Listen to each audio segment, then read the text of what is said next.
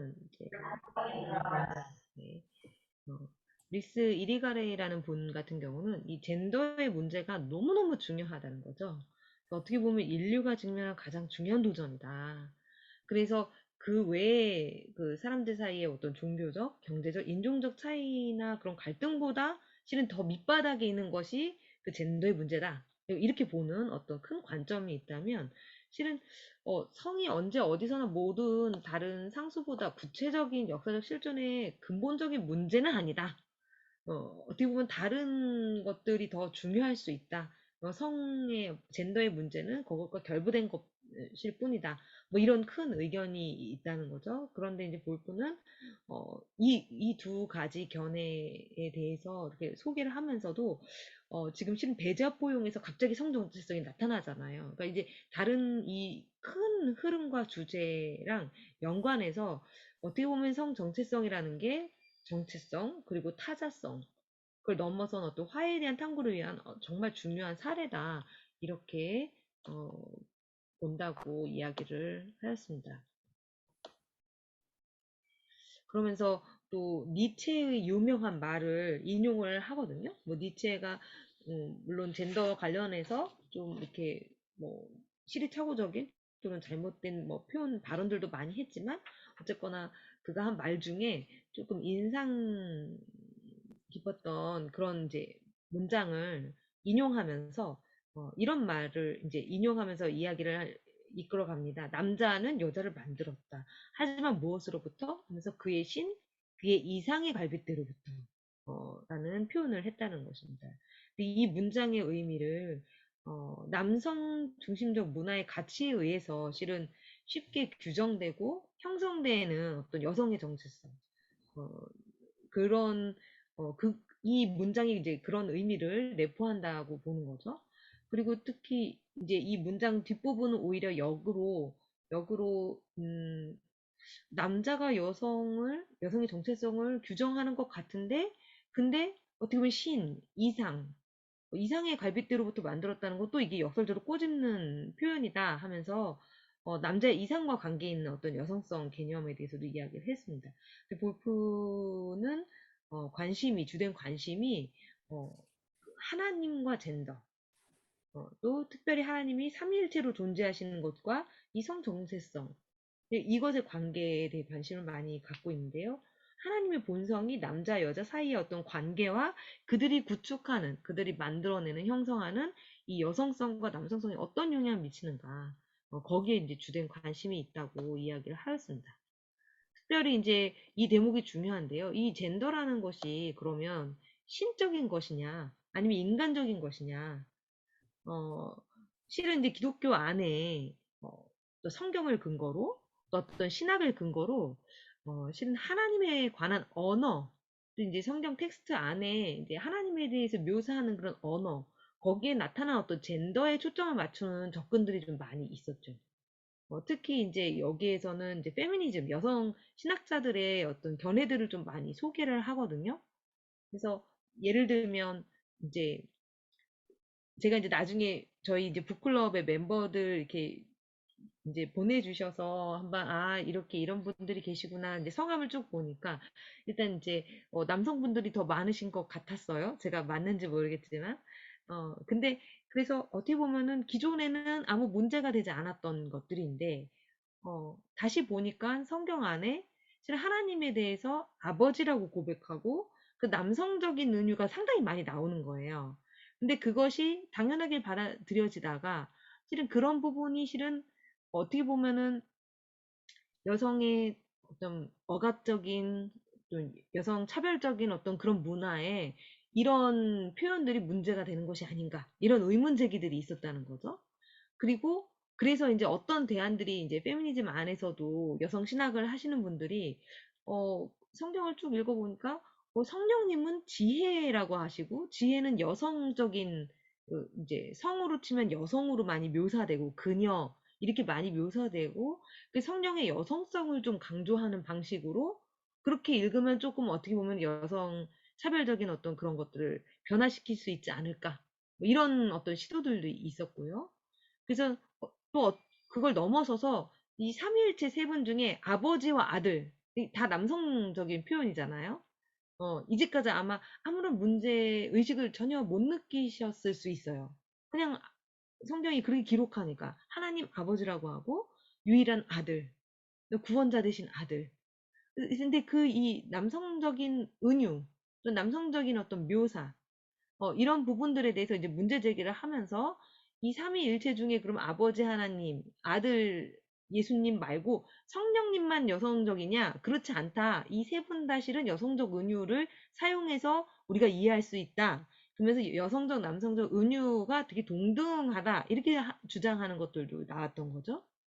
그러면서 또 그러면 이 삼위일체 이 삼위일체 각 구성원의 이 여성성 또는 남성성, 또는 여성적 은유도 있고 남성적 은유도 다 나오는데요. 물론 남성적 은유가 훨씬 더 많죠. 근데 그것이 가지는 어떤 이 동등성이 이 여성과 남성의 정체성이나 차이를 구성하는데 어떤 의미를 짓는가, 뭐 이런 탐구도 많이 있었다는 거죠. 근데 결국은 좀, 이제, 볼프가 볼 때는 이 페미니즘 여성 신학자들이 하나님에 관한 이 언어, 특히 성서, 우리는 경전으로, 성경, 하나님 말씀으로 우리가 받아들이는 이 성경, 거기에 나타난 이 언어가 표현하는 이 젠더가 실은 남성과 여성의 이 평등이라는 문제에 큰 영향을 미친다는 점을 되게 강조해 왔다. 이런 것들을 설명을 하는데요. 근데 볼프는 오히려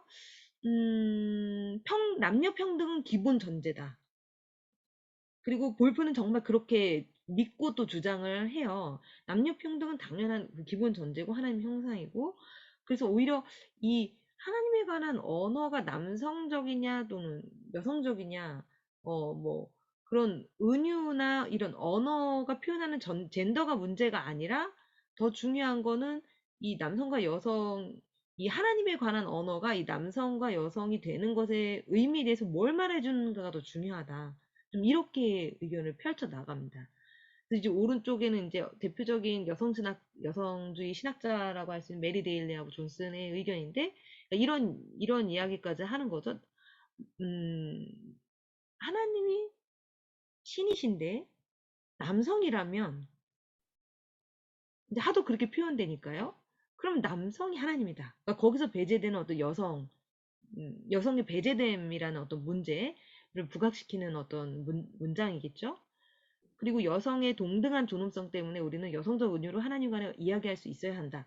그래서 실은 어, 많이 들어보셨을지 모르겠어요. 우리 막 이단으로 규정되기도 하는데 또 어느 교단이나 이런 데서는 뭐 하나님 어머니 이렇게 이야기하고, 그러니까 어떻게 보면은 이제까지 하나님은 인간이 아니시고 신이신데 어떤 남성이나 여성이나 한쪽에 속한 성을 가지신 분이 아니신데도 불구하고 너무 부성 또는 남성성이 많이 강조되어 왔기 때문에 그거에 대한 어떤 균형을 잡기 위해서 예를 들어 이런 식으로 시도했던 시도들이 많았던 거죠. 어, 아버지라고 부르면 그래 우리 하나님 어머니라고 불러보자. 근데 그것이 어떻게 보면 정통신학에 있어서는 상당히 불편해요. 불편하고 이단적이다고 느껴지고 그렇습니다. 그래서 어쨌거나 여성신학자들은 다양한 접근을 합니다. 그래서 뭐 여성신학 이게 이제 여성주의 신학을 하시는 분들이 어떻게 보면은 이 텍스트랑 씨름을 하면서 그래도 이 정통 이 신학 또는 신앙에 머물러서 이렇게 여성주의 신학을 하시는 분도 있고, 이런 어떤 어 가부장적인 어떤 텍스트, 어떤 그런 묘사 이런 것들에 결국은 정말 이 신앙 밖으로 나가는 분들도 계시거든요. 근데 어쨌거나 이 텍스트 안에 이런 여성 남성 은유, 하나님에 대한 은유 이런 부분에 대해서 많이 관심을 가졌는데, 볼프는 오히려 그런 거에 초점을 맞추기보다 성 정체성과 차이가 중요하다. 이렇게 이야기를 합니다. 그 의미를 뒤에서 더 풀어주는데요. 어, 골프는 정말 이렇게 중요하지만 되게 쉽게 간과되는, 그러니까 하나님에 대한 이야기를 하는데요. 하나님은 성적 구별을 초월한 존재시라는 거예요. 그리고 하나님이 인격적이시기 때문에 우리 인간이 하나님에 대해서 표현할 때 하나님에 관한 남성적 혹은 여성적 은유를 자꾸 사용한다는 거예요. 성경 저자들도 그렇게 표현을 했다는 거죠. 그래서 우리가 아는 유일한 인격적 피조물은 인간이니까 인간이 근데 남성과 여성으로 존재하잖아요. 한 가지 성으로 존재하는 게 아니라 두 가지 성으로 존재하기 때문에 이 이원성으로 존재하기 때문에 하나님의 인격성을 자꾸 그렇게 우리가 그렇게 표현하고 그렇게 해야지 이해가 된다는 거예요. 그래서 이 하나님에 관한 언어가 아주 구체적으로 남성적이거나 여성적인 이 내용은 다 어떻게 보면 하나님이 그런 분이셔서가 아니라 하나님은 성이 없으신 분이잖아요. 하나님은 성이 없으신 분인데 그분을 그렇게 묘사하는 거는 다 피조물의 영역에서 유래된 것이다. 그래서 하나님의 본성 자체 가지고는 남성으로 이렇게 살아야 된다, 또는 여성으로 이렇게 살아야 된다, 그것이 뭘 뜻하는지 아무것도 말해주지 않는다고까지 이야기를 합니다.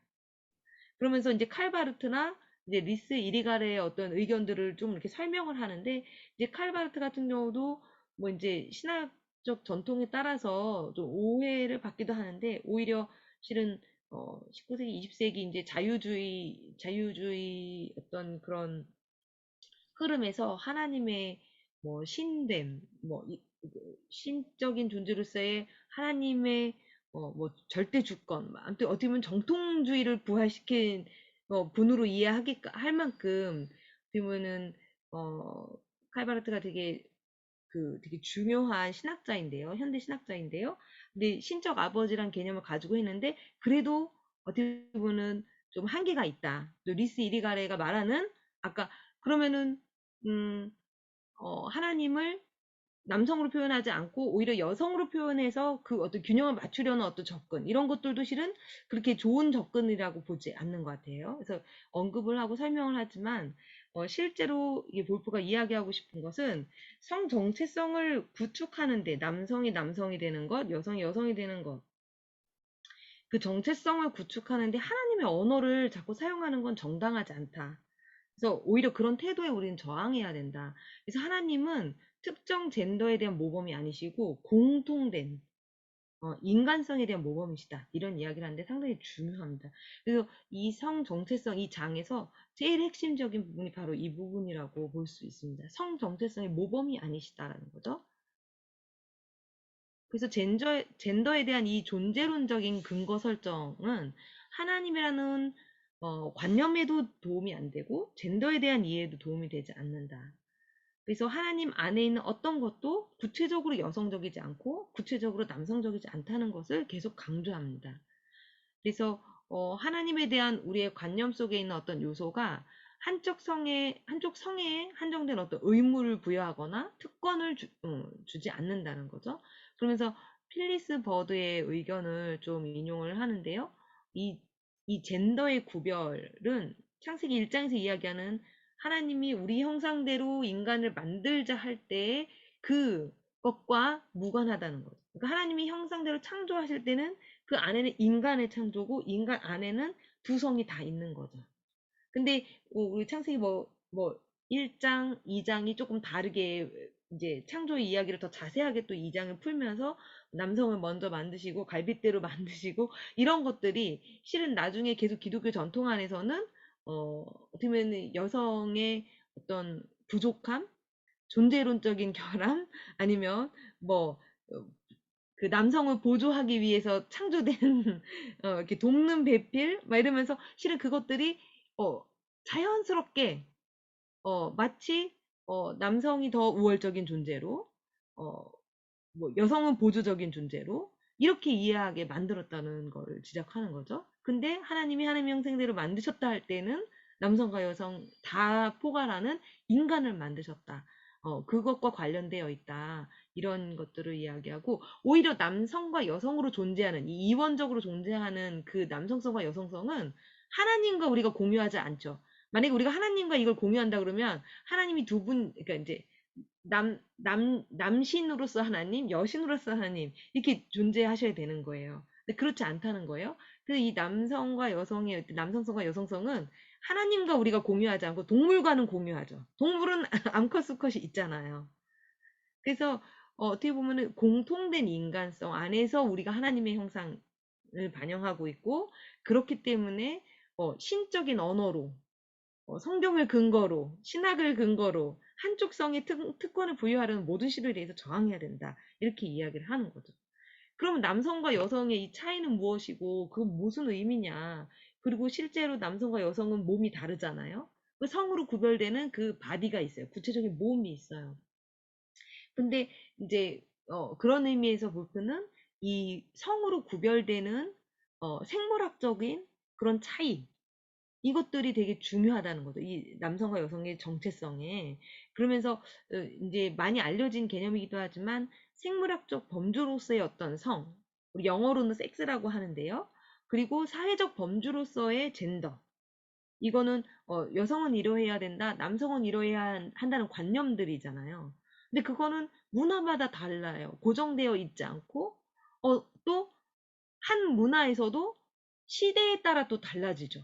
우리 뭐 대한민국이나 뭐 삼국시대나 뭐 조선시대나 이 남성은 이뤄야 된다, 또 여성은 이뤄야 된다, 남성성은 이거다, 여성성은 이거다, 이 이해가 달라왔잖아요. 그러니까 이런 젠더는 되게 이렇게 유동적이에요. 그래서 그런 표현들 많이 여기 설명합니다.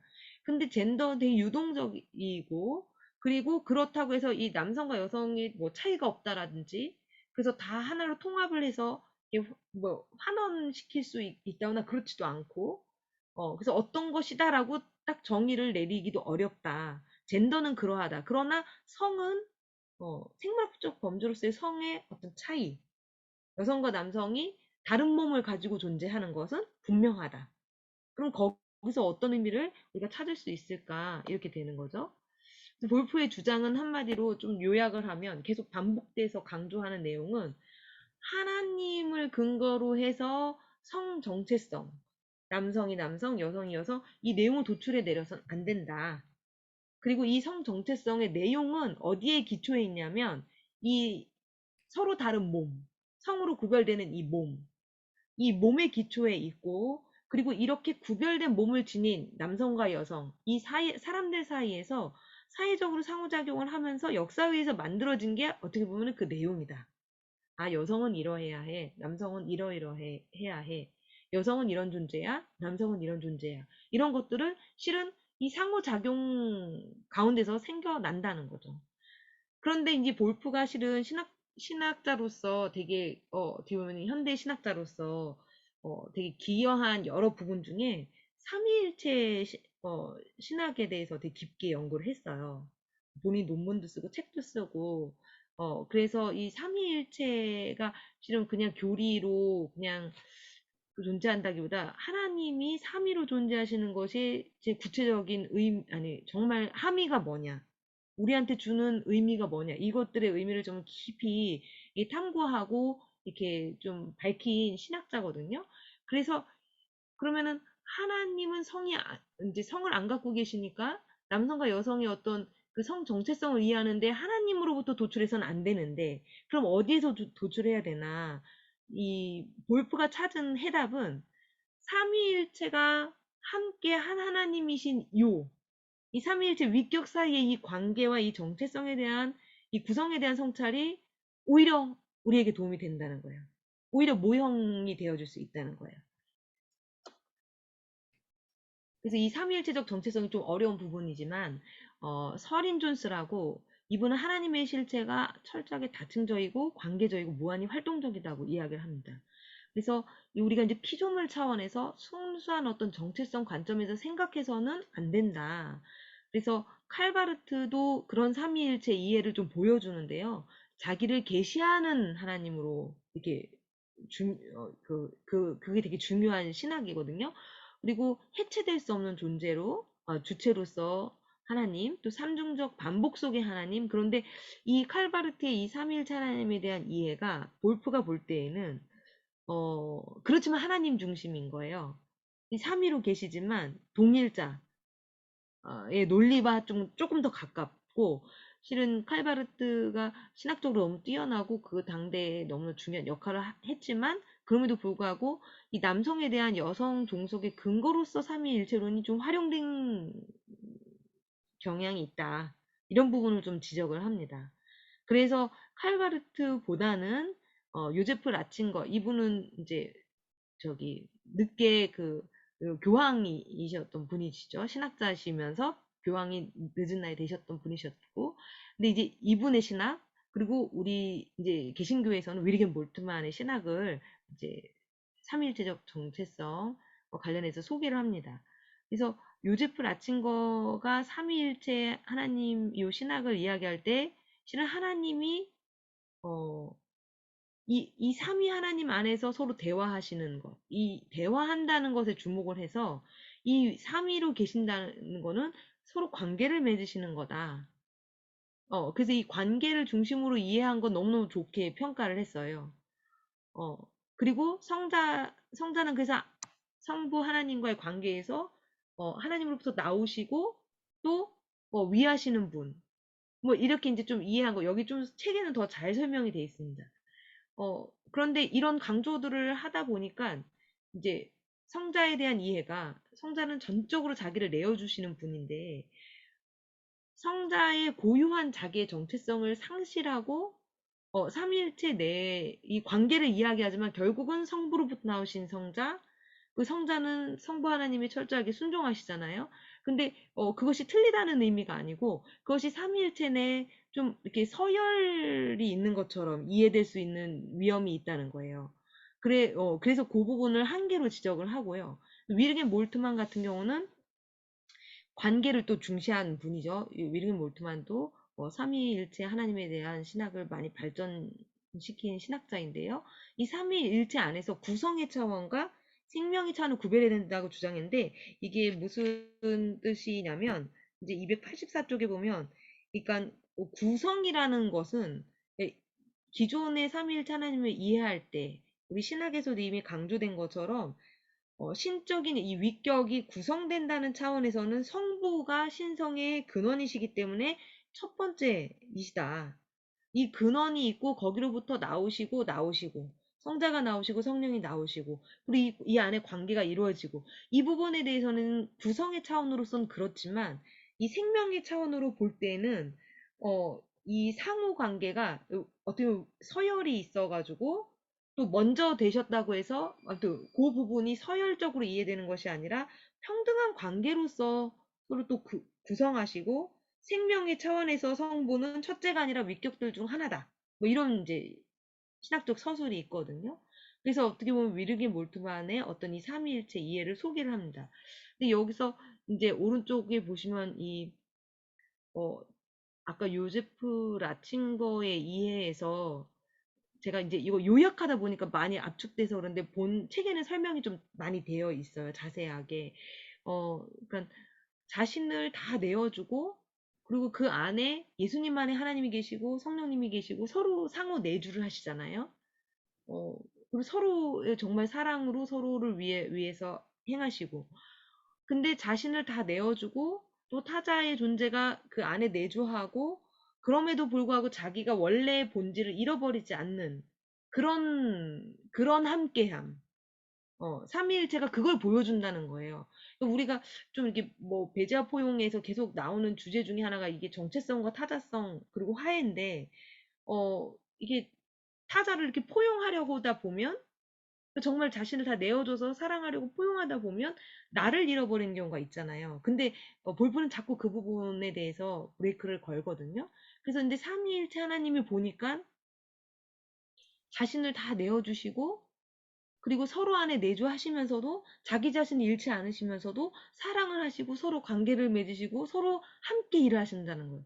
서로 전적으로 서로를 존중하시고 서로 전적으로 사랑하시고 서로 순종하시고 그러니까 이게 어떻게 보면 인간의 어떤 모습에서는 찾기가 어려운데 하나님께서 삼위로 존재하신다는 것 안에 그런 모형이 있다는 거예요. 그래서 이게 신학적인 용어로 페리코레시스거든요. 그러니까 자기를 내어주면서 서로 그 안에 거하는 거예요. 근데 이 세 분이 거하시는 게 막 그 서로 다른 존재들이 막 뒤섞이고 믹스되고 이런 게 아니고 서로 의지를 가지고 사랑을 가지고 붙어 있기 위해서 하나가 된다. 이 되게 어려운 표현이잖아요. 근데 융합되거나 뒤섞이지 않은 채 서로 안에 자신의 존재를 둔다. 이런 신비로운 어떤 존재 양식으로서의 삼위일체 이런 것들을 이야기를 하면서 어떻게 보면 남성과 여성의 서로 어, 각자를 어떻게 이해하고 어떻게 관계를 맺어야 할 것인가에 삼위일체로부터 그 가능성을 찾는 겁니다. 그래서 자기 내어줌과 상호 내주, 이것이 두 가지가 같이 존재하시는데, 이게 어떻게 보면 되게 중요한, 어느 것 하나 포기할 수 없는 이 쌍둥이 관념이라고 볼 수 있는데요. 이런 어떻게 보면 복합적인 정체성을, 이 삼위로 존재하신 이 정체성을 이 하늘로부터 어떻게 이 땅으로 내려올 수 있을까? 이것이 이제 고민이라는 거죠.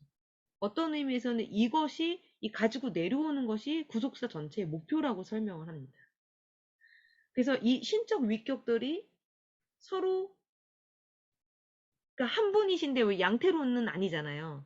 하나님이 뭐 집에서는 아버지시고 밖에 나가시는 사장님이시고 이런 게 아니잖아요. 한 분인데 왜 여기 가서는 다른 이런 게 아니라 정말 삼위로 존재하시는데 서로 그러면서도 하나시고 더불어 살아가시는, 그 교제 안에 살아가시는 그런 어떤 삼위일체, 이 존재, 양식. 근데 이 교제가 실은 하나님이 우리로 하여금 그렇게 하나님 형상으로 창조하셨을 때에 의도하신 그런 관계 맺음의 양식이라는 거죠. 그래서 하나님의 모형이라든지 성경의 어떤 진술, 성경에 이제 여성이나 남성에 대한 여러 가지 이제 뭐 이야기들도 나오고 교훈적인 이야기들도 나오고 뭐 규범적인 어떤 표현들도 많이 있지만 그런 것들로 여성성, 남성성이 이렇다 이렇게 이상을 세우려고 하기보다는 남성과 여성은 이제 구별되는 몸을 갖고 있다. 거기로부터 출발을 하고, 그런데 우리가 어떤 존재여야 하는가, 어떻게 관계 맺어야 하는가, 거기에 대해서는 이 삼위일체로 존재하시는 이 신적 위격, 이 정체성, 서로 어, 서로 완전히 흡수되거나 통합되거나 완전히 믹스되어 있지 않은 상태에서 서로 구별되어 존재하시면서 서로 너무 또 연합되어 있으시잖아요. 그러니까 그거로부터 이 젠더에 대한 사회적 구성이 일어나도록 해야 한다. 이렇게 이야기를 합니다. 그래서 이 정말 환원 불가능하지만 이 변화하는 이 성 정체성을 지닌 이 남성과 여성 사이에 이 정말 이 평화의 약속을 지탱해 주시는 분은 이 삼위일체 하나님이시다. 이렇게 설명을 하죠.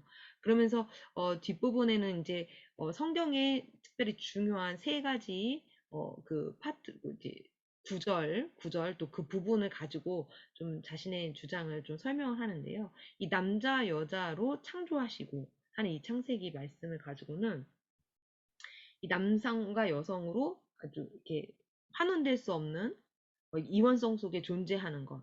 그리고 이 성 차이는 정말 이렇게 인간 실존에서 빼앗을 수 없는 특징이라는 거예요. 왜냐면은 이게 뭐 아시겠지만 뭐 여성, 남성 이런 차별을 철폐한다 이렇게 할 때 어떤 방향으로 쉽게 많이 갔었냐면 어, 이렇게 남성성이 예를 들어 지도력을 발휘하니까 여성이 어떻게 되냐면 여성성을 다 잃어버리고 남성 같은 여성이 돼서 지도력을 발휘하고 막 이런 일들이 많이 있어 왔잖아요. 그러니까 이 성 차이를 없앰으로써 이 차별을 없애려는 어떤 시도들이 옳지 않다는 거예요. 바람직하지 않다는 거예요. 그리고 이 갈라디아서 3장 28절엔 남성과 여성도 다 하나고 뭐 이방인과 뭐 이 말씀이 아주 중요하고 어떻게 보면 성경에 되게 정신의 정말 중요한 것들을 표현하는 말씀이 갈라디아서 3장 28절 말씀인데요. 거기서 이 하나라고 할 때 그리스도 안에서 이 지워지는 거는 이 남성과 여성의 차이가 아니라는 거예요. 오히려 이 남성과 여성이 이러하다라고 규정되어 있는 문화적으로 코드화된 이 규범들이 이제 하나님 안에서 의미가 없어진다는. 그래서 그리스도 안에서 하나 되는 거는 순수한 영혼 혹은 젠더가 제거된 어떤 개인들이 이렇게 통일이 되는 게 아니라 성으로 구별된 몸을 가지고 있어요. 힘도 뭐도 다르고 다 차이를 갖고 있어요. 근데 그런 사람들이 하나의 공동체를 이루는 것이 예수 안에서 가능하다는 거죠. 그래서 한 젠더가 다른 젠더로 변형을 하거나 특히 이제 네, 여성성이 남성성으로 그렇게 되어서 하나 되는 그런 거 아니고 두 젠더가 하나의 어떤 종합으로 바뀌어서도 안 된다. 그래서 이 여성과 남성의 차이는 그대로 가지고 가야 된다. 너무 또 중요하다. 이렇게 이야기를 하죠. 우선 넘어가겠습니다. 두 번째 중요한 구절은 고린도전서 11장 말씀인데요. 이제 요 구절을 되게 중요하게 반 남자 없이 여자만 있지 않고 여자 없이 남자만 있지 않다. 그래서 이 젠더 이원성을 이야기할 때 그러면 남성도 그렇고 여성도 그렇고 전인성을 추구할 때 그러면 타자라고 할 수 있는 그 이성과 상관없이 독립적으로 이루어져야 하는가. 이 부분 저도 되게 고민이 많이 되고 뒤에 토론 주제로 냈는데요. 여성들이 이런 젠더의 이제 젠더의 어떤 뭐 사회적 어떤 불평등을 경험하면서 그것들을 해결해 나갈 때 여성들끼리 커뮤니티를 만들고 여성성을 강조하는 방식으로 많이 진행되어 왔죠. 왜냐면 너무 많이 그런 부분들이 필요하고 그랬으니까. 또 요즘에는 어때요? 남성들도 남성들의 커뮤니티를 모이면서 우리가 역차별 당하고 있다. 지금 여성 상위 시대다. 우리가 배제되고 있고 소외되고 있다. 이런 식으로 이렇게 간단 말이에요. 그러니까 각자의 어떤 이제 이성과 상관없이 독립적으로 어떤 그런 것들을 해결해 나가려고 하는 건데, 이 자신의 정체성에 대한 이 배타적인 관심은 쉽게 우월함이라는 파괴적인 이데올로기를 만들어내는 경우가 많다는 거예요. 그래서 이 정체성은 실은 관계적이기 때문에 실은 다른 젠더와의 관계를 통해서 만들어진다. 그러면서 이제 고린도전서 요 한 구절 말고 그 앞뒤를 보면 8절에서 9절 내용은 창조 안에서 마치 위계가 있는 것 같은 가부장적 문화의 관점에 따른 어떤 해석이 나오고요. 근데 이 뒷부분에는 창조 안에서는 그리스도 안에 어떤 새로운 관점에 따른 해석이 나오는 거예요. 그러면서 상호 너도 그러니까 남성 없이 여성도 없고 여성 없이 남성도 없다. 그러니까 상호 의존을 표현하는 이 구절이 너무너무 중요하다고 이야기합니다. 성 차이를 삭제하는 것도 아니고 성 차이를 종합해서 다 똑같다. 다 인간이란 존재는 남성이나 여성이나 차이가 없어. 이렇게 해가지고 차이가 분명히 존재함에도 불구하고 그거를 그냥 의식하지 않고 그런 방식으로 해결하는 것도 반대하고 그래서 오히려 저쪽이 없으면 이쪽도 없다. 서로 의존해야 되고 서로를 통해 전인성을 추구할 수밖에 없다. 뭐 이런 방식을 좀 제안을 하는 것입니다. 마지막으로 이 그리스도께서 교회를 위하여 자신을 주신 가치 이 부분인데 에베소서 말씀인데요. 이 그리스도의 희생을 이 젠더에 의해 규정된 이 남성과 여성의 관계를 위한 모범으로 삼으신다는 거에 주목을 한 거예요. 물론 이 말씀 자체는 남편들아 하고 남편들에게 준 메시지로 읽힐 수 있고 실은 이제 결혼식에서 그걸로 많이 쓰이는 본문이잖아요. 아내들아 남편을 이렇게 하고 남편들아 아내를 뭐 이렇게 하라 이렇게. 근데 이제 여기서 나오는 이 그리스도께서 교회를 사랑하셔서 위하여 자신을 주심, 자기 내어줌. 이거에 주목을 해서 이 자기 내어줌이라는 건 자아가 없어지지 않으면서 자아의 긍정을 전제하면서 자아의 몰두하기를 포기하고 타자를 양육하고 보호하기 위해서 그들을 향해서 나아가는 것. 타자를 위해서 자기 자아를 열어젖히고 타자가 자기 안에 공간을 찾을 수 있게 하는 것. 이것의 모범을 그리스도 예수와 교회의 관계에서 찾는 거죠. 그래서 제인 윌리엄스의 이 표현에 대해서 되게 공감을 표했습니다. 타자가 풍성한 삶을 살 수 있도록 노력하고 타자를 위해 자아 안에 공간을 만드는 그 이중적 의미에서 여성과 남성은 자기를 내어주신 하나님의 사랑이라는 그 위대한 원을 닮은 모습으로 자라갈 것이다. 근데 이제 볼프도 알죠. 볼프 본인 자체가 크로아티아 출신이고 이 책 자체가 그런 문제 의식 속에서 했죠. 그러니까 적이가 넘치는 이 세상에서 자기를 내어주는 건 너무 위험한 일이죠. 상처받기 쉽고 배신당하기 쉬운 일이지만 그러지만 이렇게 자기를 내어주겠다는 이 다짐을 가지고 저항을 해야 한다 이렇게 이야기를 합니다. 그래서 이제 볼프 이제 마지막인데요. 네, 마지막인데요. 그래서 이 볼프가 생각할 때는 이 기독교 전통에 어떻게 보면 이 성 정체성을 이해하고 올바르게 이해하고 문제를 해결해 나가는 자원이 있다는 거예요. 근데 그 자원을 아까 말씀드린 것처럼 삼위일체에서 찾고 십자가, 자기 내어줌에서 찾은 거예요. 그래서 인간은 평등한 존엄성을 지닌 그렇지만 서로 다른 성으로 존재하는 환원될 수 없는 이 젠더의 이원성 속에 존재한다. 누구나 남자고 누구나 여자고. 물론 뭐 현대에는 예를 들어 생식기를 두 가지를 다 가지고 그 가진 몸을 가지고 태어나서 존재하는 사람도 있어요. 그렇지만 그것조차도 어떻게 보면 남성과 여성으로 존재하는 그것들의 어떤 예외적인 현상이기 때문에 그렇게 이야기를 하거든요, 볼프도. 그래서 이 젠더 이원성 속에 존재한다. 그래서 남자도 여자도 온전하지 않고 부족하지 않고 둘 다 온전하면서 둘 다 부족하다.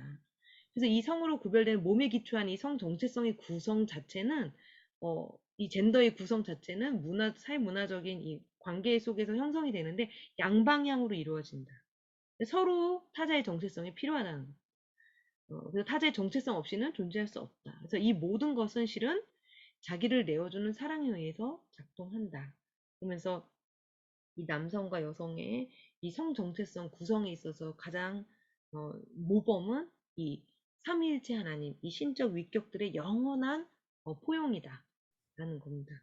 근데 그 목표에 이르기 위해서는 이 십자가에서 죄에 빠진 인류를 끌어안으시면서 자기를 다 내어주신 이 그리스도의 사랑에서 그 모범을 찾을 수 있다. 이렇게 이야기합니다.